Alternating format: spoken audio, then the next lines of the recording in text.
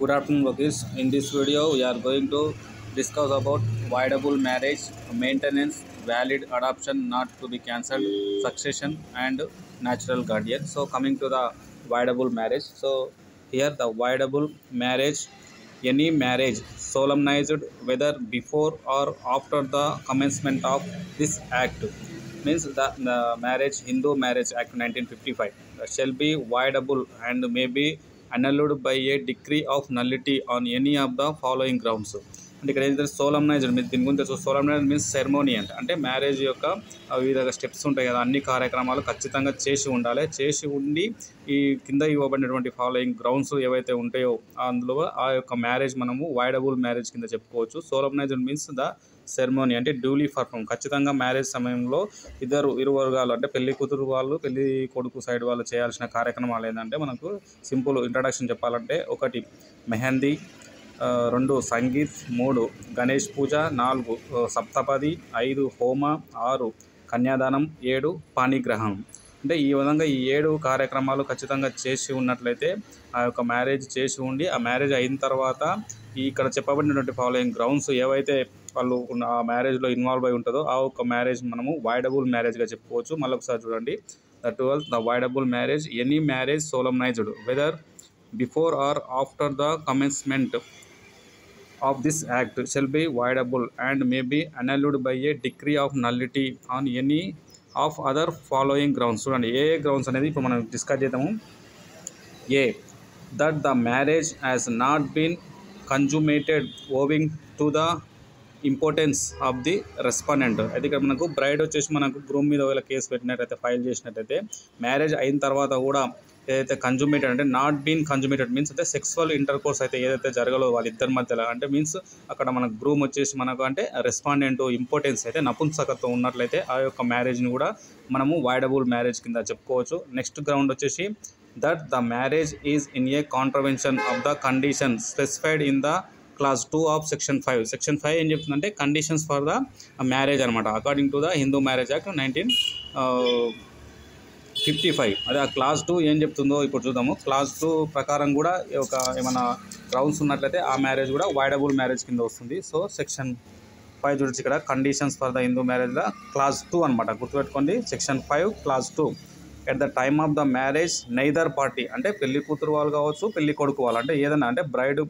Braid కావచ్చు groom side కావచ్చు ఎవరైనా సరే neither party the a is incapable of giving a valid consent to it in a consequences of unsoundness of the mind. అంటే unsoundness of the mind అంటే మెంటల్గా ఏమైనా disorders ఉన్నా మంచిగా ఆలోచన కరెక్ట్ డిసిషన్ తీసుకోలేకపోయినా కూడా ఏ పార్టీ సరే అంటే దాన్ని వ్యాలిడ్ కన్సెంట్గా పరిగణించబడదు. అటువంటి మ్యారేజ్ కూడా కమింగ్ అండర్ వాయిడబుల్ మ్యారేజ్ అనమాట. నెక్స్ట్ చూడండి, నెక్స్ట్ వచ్చేసి మనకు section 5 class 2 sub clause B అనమాట. ఏం చెప్తుందంటే though capable of giving valid consent has been suffering from mental disorder of such a kind or to such an extent as to be unfit for marriage and the procreation of the children. అంటే ఏమైనా మెంటల్గా ఏమైనా ఇబ్బందులు అయినా అంటే మానసిక రోగం ఉండి దాన్ని దాచిపెట్టి కూడా ఏమైనా మ్యారేజ్ టైంలో మ్యారేజ్ చేసినా కూడా వాళ్ళకి అది వ్యాలిడ్ కన్సెంట్గా ఉండదు. అంటే వాళ్ళకి ఏం ఆలోచన మ్యారేజ్కి మేము రెడీ ఉన్నాము అనే ఆలోచన కూడా రాదు. కాబట్టి అటువంటి మ్యారేజ్ కూడా మనకు వాయిడబుల్ మ్యారేజ్ కింద చెప్పుకోవచ్చు. నెక్స్ట్ వచ్చేసి మనకు సబ్ క్లాస్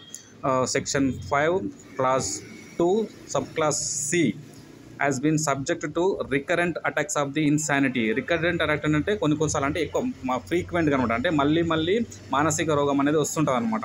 ఫర్ ఎగ్జాంపుల్ మనకి మతిమరుపు కావచ్చు, లేకుంటే ఇంకా మెంటల్గా ఏమైనా డిసీజెస్ ఉంటాయి, మానసిక రోగాలు. ఇన్సానిటీ అంటే మానసిక రోగం అనమాట. అటువంటి రోగాలు వచ్చిన వాళ్ళు కూడా ఈ యొక్క మ్యారేజ్ని మనము వాయిడబుల్ మ్యారేజ్ కింద చెప్పుకోవచ్చు అనమాట. అంటే మ్యారేజ్కు సరిగా అంటే మ్యారేజ్ రిలేషన్షిప్స్కు మనకు వాళ్ళు సరిగా పనికిరారనమాట. సో ఇవన్నీ గ్రౌండ్స్ ఉన్నట్లయితే ఆ యొక్క వాళ్ళ లోపల ఎవరంటే ఎదర్ పార్టీ అంటే బ్రైడ్ కావచ్చు గ్రూమ్ కావచ్చు ఎవరికున్నా కూడా ఆ యొక్క మ్యారేజ్ మనం వాయిడబుల్ మ్యారేజ్ కింద చెప్పుకోవచ్చు. నెక్స్ట్ వచ్చేసి coming to the B ground that the marriage is controversial. ఇది అయిపోయింది కదా. నెక్స్ట్ సి వచ్చేసి that the consent of the petitioner or where the consent of the guardian in the marriage of the petitioner is a force. అంటే మనకు వాళ్ళను marriage టైంలో force బలవంతంగా పెళ్లి చేసినట్లయితే ఒప్పించి అటువంటి మ్యారేజ్ కూడా మనకు వాయిడబుల్ మ్యారేజ్ కిందకి వస్తుంది. నెక్స్ట్ వచ్చేసి that the respondent was at the time of the marriage pregnant by some person other than the petitioner. అంటే ఇక్కడ వచ్చేసి మనకు బ్రైడ్ మీద ఒకవేళ గ్రూమ్ కేసు పెట్టినట్టయితే, ఒక బ్రైడ్ అంటే పెళ్లి కూతురు ఇట్లా ఒకవేళ పెళ్లి సమయానికే వేరొకరి చేత ఇట్లా మనకు గర్భం దాల్చినట్లయితే అటువంటి మ్యారేజ్ కూడా మనకు వాయిడబుల్ మ్యారేజ్గా చెప్పుకోవచ్చు అనమాట. So these are all the grounds for the voidable marriages అనమాట. Next coming to the maintenance under the Hindu లా.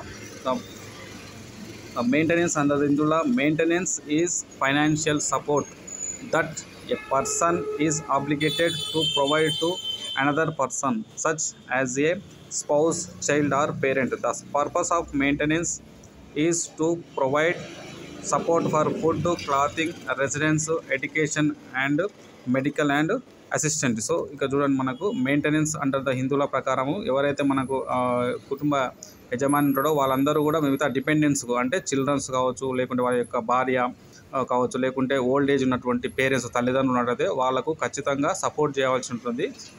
అది కంపల్సరీ అనమాట. సో అటువంటి దాన్ని మనకు మెయింటెనెన్స్ అని చెప్పుకోవచ్చు.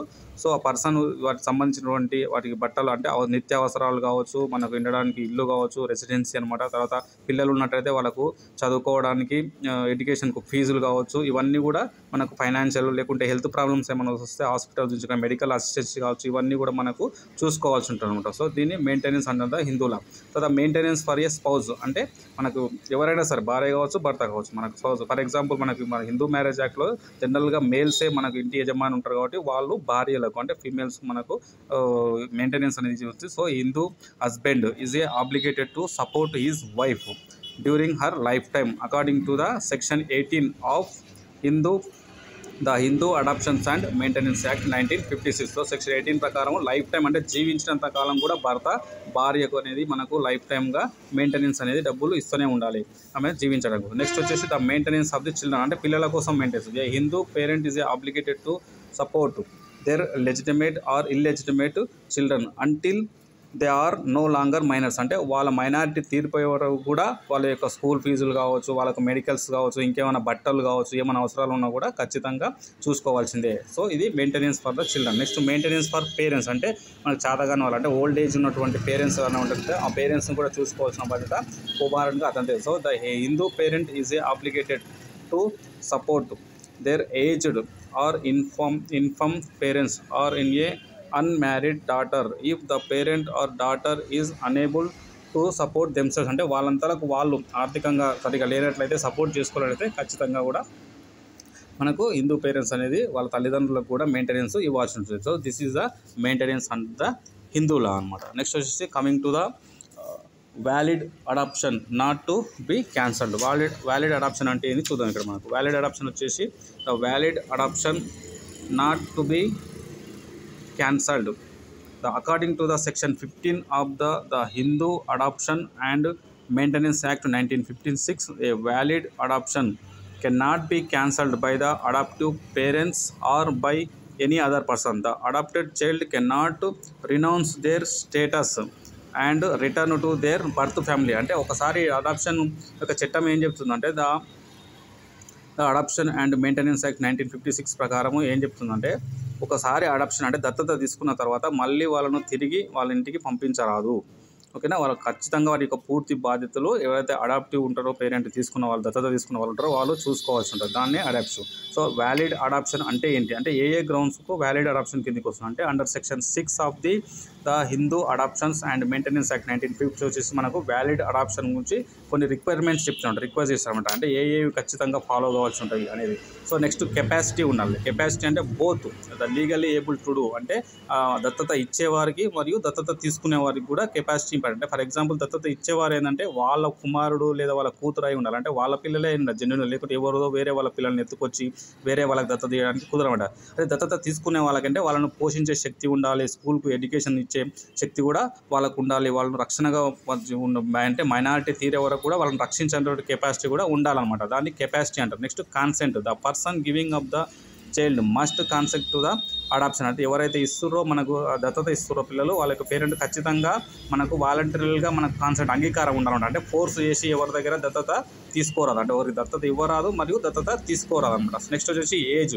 The adoptive parent must be at least 21 years older than the child. అంటే ఎవరైతే మనకు దత్తత తీసుకుంటారో ఆ యొక్క పేరెంట్ ఖచ్చితంగా దత్తత తీసుకోపోయే చైల్డ్కు ఒక ఏజ్ గ్యాప్ ఎంత మినిమం 21 years ఏజ్ గ్యాప్ ఖచ్చితంగా ఉండాలని చెప్తున్నాడు. నెక్స్ట్ వచ్చేసి మనకు ద నెంబర్ ఆఫ్ అడాప్షన్స్. అంటే only 1 person can adopt a child at a time. అంటే ఒక్కసారి ఒక చైల్డ్ని మాత్రమే మనం దత్తత తీసుకోవడానికి వీలు ఉంటుందని చెప్తున్నాం అనమాట. నెక్స్ట్ వచ్చేసి intent. The adoptive parent must intended to a permanently separate the child from their birth family. అంటే ఖచ్చితంగా ఒకసారి దత్తత తీసుకున్నాక పర్మనెంట్గా మనకు వాళ్ళ యొక్క పుట్టిన ప్లేస్ నుంచి సపరేట్ చేసి వీళ్ళ సంరక్షణలోనే ఉంచుకునే విధంగా ఇంటెన్షన్ ఉండాలి. లేకుంటే దత్తత తీసుకున్న తర్వాత కొన్ని రోజులకే మళ్ళీ రిటర్న్ పంపిస్తుంటే కుదరదు. ఒక్క నిమిషం madam. Next coming to the adoption process. Adoption process ఏ విధంగా ఉందంటే మనకు లీగల్గా ఏవైతే ఉన్నాయో అవన్నీ కూడా మనకు ప్రాసెస్ అంతా కంప్లీట్ చేయబడి ఉండాలి. Next coming to the registered instrument. Adoption అంటే దత్తత అనేది మనకు valid if it is a made through the registered instrument. ఖచ్చితంగా రిజిస్ట్రేషన్ చేసి ఉండాలని చెప్తున్నాం అంట. Okay, thank you vakils.